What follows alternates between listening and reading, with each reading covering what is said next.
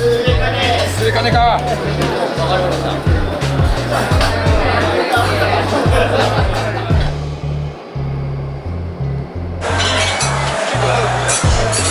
来ました。広島のソウルフード。広島風ではなくて、これが本物のお好み焼きです。このものが一番美味しいですね。最高です。何年前？27年前。もうこれ広島と一緒。広島に帰った気分になれる。東京で広島お好み焼き知らない人に知ってもらいたい。で、さらに広島の素晴らしさを知ってもらいたいみたいな思いで。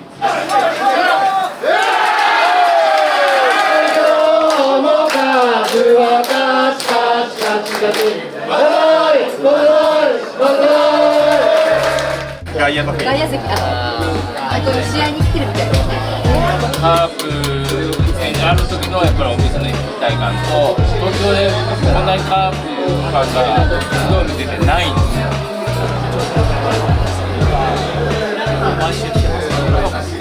やっぱりすごい大切にしてるのが、早朝にこう赴任されてる広島県の方とかがやっぱりいっぱいいらっしゃると思うんですけど、食を通じてそういうお客様の憩いの場になり続けてほしいなって思いはあるんで、そういう思いは今も部下に深い続けてます。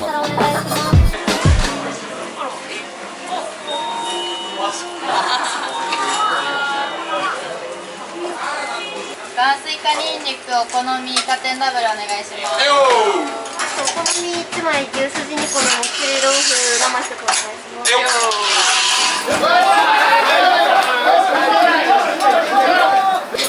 お願いします。来てください。あと時間も多分かかります。お、ありがとうございます。お願いします。はい、こんばんは。ありがとうございます。はい、こんばんは。ありがとうございます。はい、こんばんは。ちょっと待ってくださいね。ななみちゃんにそっちの方がいいんじゃないかな。オッケー。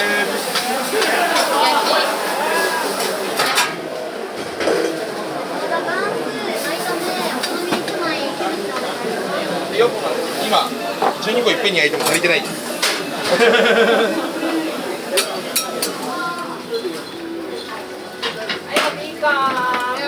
生地はなるべく薄く敷いてちょっとパリッと焼いて、キャベツは一般的な広島のお好み焼き屋さんってだいたい150から 200g ぐらいなんですけど、うちは野菜の甘みを楽しんでほしいんでだいたい 250g ぐらい、250から 300g ぐらいいっちゃう。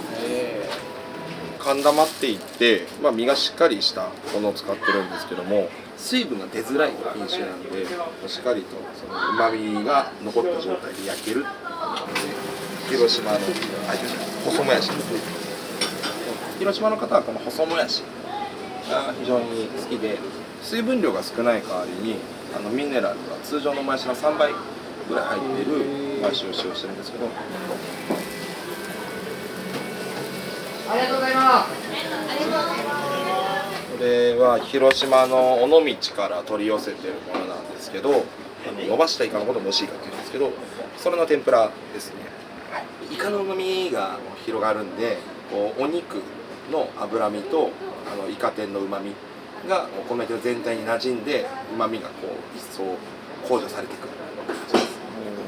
お店さんによってはトッピングで入れられるところのが多い印象なんですけども、オーナーの思いとして肉玉そばのイカ天入りっていうのが子供の頃から本当はそれが一番美味しいって思ってるんですけど、子供の時ってやっぱお金があんまないんでイカ天を入れられなかったでも東京の方にはやっぱそのイカ天入りの一番美味しいお好み焼きを食べてほしいって思いで、うちのお店では全てイカ天入りのお好み焼きをご用意しています。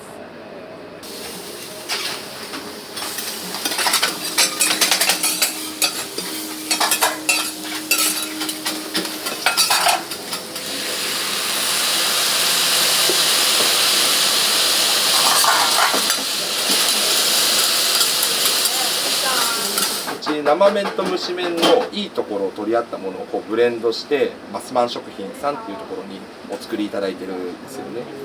甘みもしっかりありますし、鉄板で焼いた時に非常に美味しくできる麺です。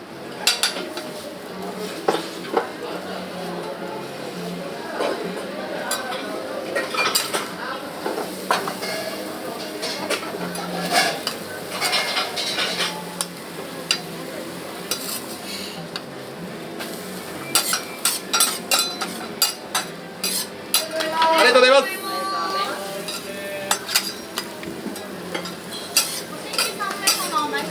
はいよ。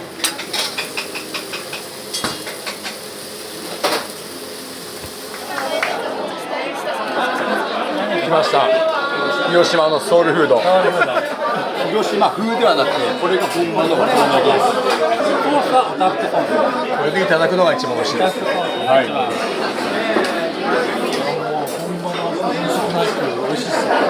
ふるさとを思い出します。このが一番美味しいですね。このお好み焼きは最高です。あれ以来何年前27年前もうこれ広島と一緒。広島の人間はやっぱりこのお店の味っていうのは本当にふるさとと同じなんですよ。そう、広島に帰った気分になれる。最高です。菊池広島で食べたのと野間同じぐらいの大瀬良、今年防御率1位。広島のお店に結構行くんですけど、私がだんだん近所のとこ飽きてきたんですよね。もう飽きたと思ってここに初めて来たんですけど、全部美味しくてまた絶対来るからね。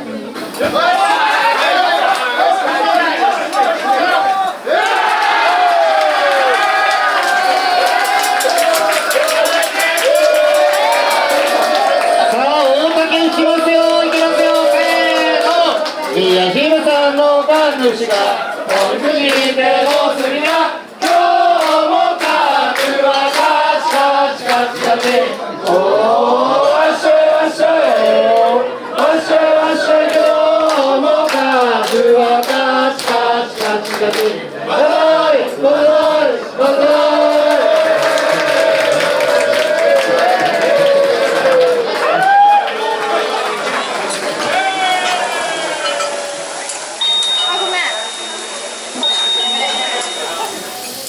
コーネっていう牛の前足の肩バラ肉、関東で馴染みないですね。よくバラ肉っていう感じでまとめられちゃうんですけど、前足の肩バラ肉って希少部位で広島だとよく召し上がられる部位なんです。食感がちょっとコリコリって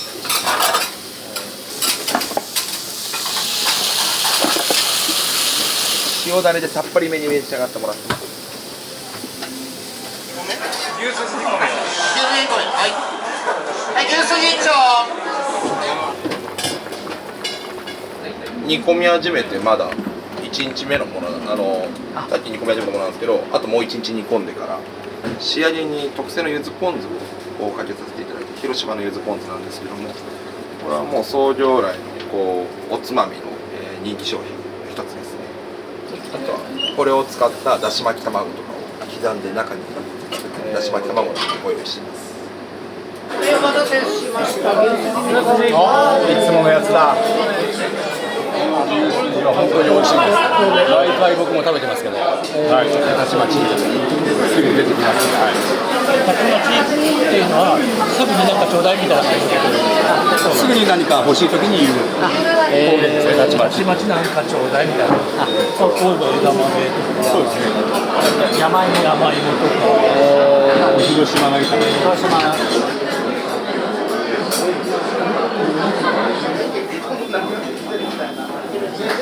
よくお漬物である店は多いんですけど、これ炒めてみるのもすごい美味しかったです。日本三大名付けってあって、よく聞いたことあるのが野沢菜とか高菜って聞いたことあると思うんですけど、野沢菜、高菜、広島菜っていうその3つが日本の漬物菜の三大漬け菜らしいんですよね。で広島菜の特徴としては非常に食感がいいんですよね。他の2つ比較的柔らかいものなんですけども、食感を楽しむような漬物なんです。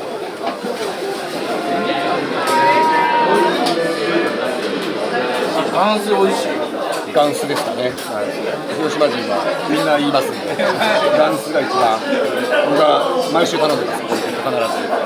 広島の呉の方が発祥なんですけど、あっちの見たからすり身をこうメレンゲ状にして、玉ねぎとか香辛料と一緒に練り合わせて練り物をパン粉をつけて作って入れてるものなんですけど、もう下味ついてるんでこのまま食べてもらっても大丈夫ですし、七味マヨをちょこっとつけてお好みで食べてもらっても非常にお酒になります。はい、小イワシの天ぷら。はい、お待たせ。待ってました。美味しいやつ。イワシってね、うちの言い方だと片口イワシ。広島名物。人気選手ですね。今がちょうどね、シーズン。監督か。そうなんですで、小イワシ広島じゃないと食べれるんですよ。あれがこう置いてあるんで、すごい。日の一番に小イワシ頼んで。これは何ですか？千字柄です。千字柄。聞いてくれました。千字柄と言います。ホルモンの素揚げ。ホルモンが苦手な方でも結構食べやすくて美味しいですけど、女性にもおすすめなんですけど、人気がある食べ物なんです。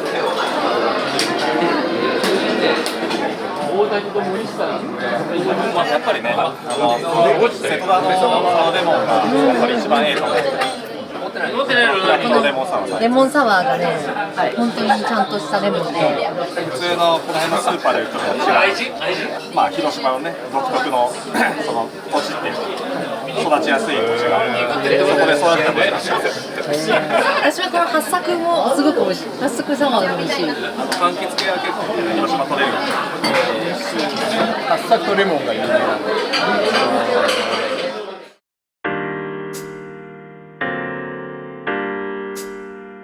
1994年に、広島出身のオーナーの森口というものがですね、東京に出てきまして、そこで創業したのが初め、今から30年前なんですけど、だいぶ前で、神田では今一番歴史のある広島お好み焼きですね。はい。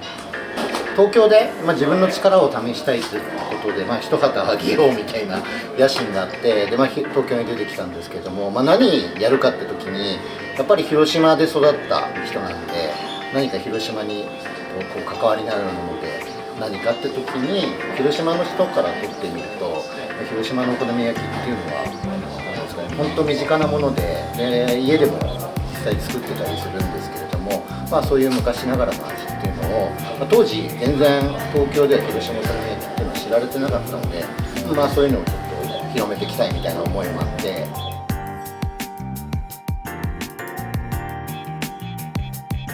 アメリカの造語で田舎者が都会に出てきて一肌あげるっていうのをそれはビッグピックっていうみたいで一肌あげてやるぞっていう思いがあってビッグピックはい使うっていう